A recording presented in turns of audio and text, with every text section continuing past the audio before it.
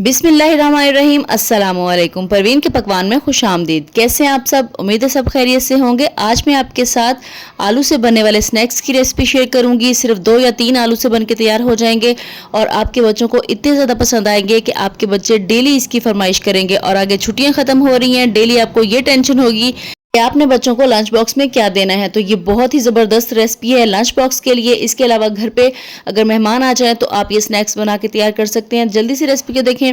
Recipe अच्छी लगे तो लाइक और शेयर जरूर कर दीजिएगा और अगर चैनल पे नए हैं तो चैनल को सब्सक्राइब भी कर लीजिएगा। इसके अलावा अगर आप फेसबुक पे देख रहे हैं तो पेज को फॉलो कर लीजिएगा। आप सबका बहुत बहुत शुक्रिया। तो चलिए फिर ये स्नैक्स बनाते हैं। इसके लिए सबसे पहले हम यहाँ पर आलू चाहिए, तो 3 अदद आलू लेके मैंने उनको छील लिया और उसके बाद मैंने इस तरह से छोटे पीसेज में कटिंग करके इनको बॉयल कर लिया है और अब मैं इनको मैश कर लूंगी। आपने भी यही करना है। इस रेसिपी में आपने आलू पहले छील के उनको इस तरह छोटे पीसेज में काट के फिर बॉयल करना है। इससे ये होगा कि इनका स्टार्च जो है वो निकल जाएगा और इनके अंदर कोई भी चिपचिपापन नहीं होगा।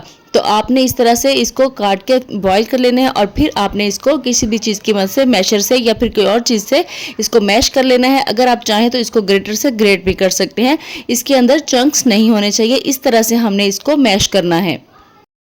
जब आलू अच्छे से मैश हो जाएं तो फिर हम इसके अंदर कॉर्नफ्लावर ऐड करेंगे। तो यहाँ पर मैंने 5 टेबलस्पून कॉर्नफ्लावर ऐड किया है। 3 टेबलस्पून आपको नजर आया, 2 टेबलस्पून मैंने बाद में ऐड किया था। आप भी अगर आपको लगे कि कम है तो आप मजीद ऐड कर सकते हैं। तो 1 टीस्पून मैंने नमक डाल दिया है, हाफ टीस्पून डाल दिया है काली मिर्च का पाउडर, 1 टीस्पून डाला है धनिया पाउडर। इसके अलावा 1 टीस्पून डाल दी है यहाँ पर खुश्क मेथी। अगर आप खुश्क मेथी नहीं डालना चाहते या आपके पास नहीं है तो आप इसकी जगह पर धनिया भी ऐड कर सकते हैं, सब्ज़ वाला धनिया।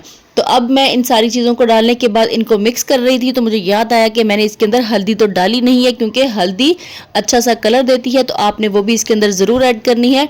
तो अब मैं इसके अंदर हल्दी ऐड कर दूंगी। 1 टीस्पून यहाँ पर मैंने इसके अंदर हल्दी पाउडर ऐड कर दिया है। अब मसाला तो इसके अंदर कोई नहीं जाएगा। अब हमने इसको मिक्स करना है अच्छी तरह से। अगर आप चम्मच से मिक्स कर सकते हैं तो ठीक है, लेकिन अगर आप हाथ से मिक्स करेंगे तो ज़्यादा जल्दी मिक्स हो जाएगा, अच्छे से मिक्स हो जाएगा। सारे मसाले जो हैं इसके अंदर एक साथ सारे के सारे अच्छी तरह से मिक्स हो जाएंगे।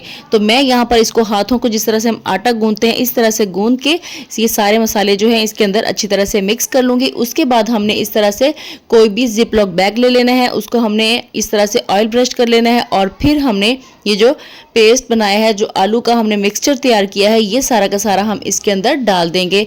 अगर आपके पास ये वाला बैग ना हो तो आप किसी और बैग में, किसी और शॉपर में भी इसको डाल सकते हैं। तो अब इस तरह से हाथों से प्रेस करके हम इसको अच्छी तरह से फैला लेंगे। बहुत ज़्यादा बारीक नहीं करना, बहुत मोटा नहीं होना चाहिए, बस नॉर्मल सी इसकी लेयर होनी चाहिए। और फिर इस तरह से फैला के हम इसको फ्रिज में रख देंगे तकरीबन आधे घंटे के लिए।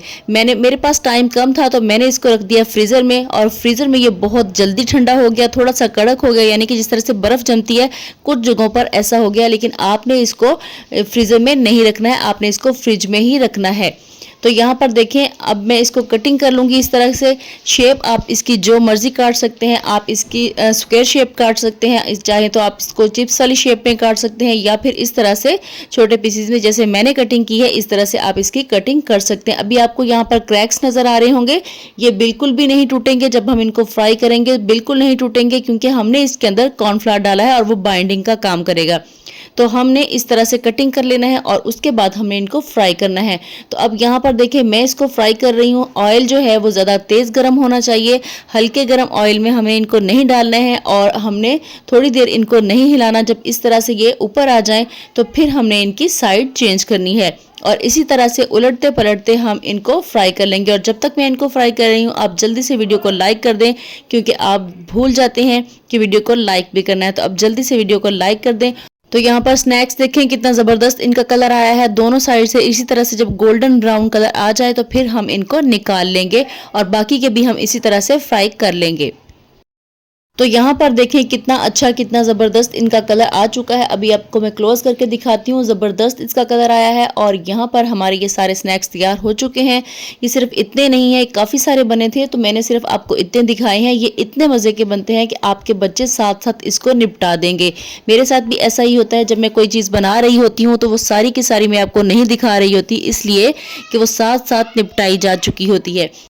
صرف 3 عدد آلوؤں سے بننے والی اتنی مزے کی ریسپی، تو اس کو ٹرائی کرنا تو بنتا ہے۔ تو آپ نے اس کو ضرور ٹرائی کرنا ہے اور اپنا فیڈ بیک میرے ساتھ ضرور شیئر کرنا ہے کہ اگر آپ نے یہ ریسپی ٹرائی کی تو کیسی بنی۔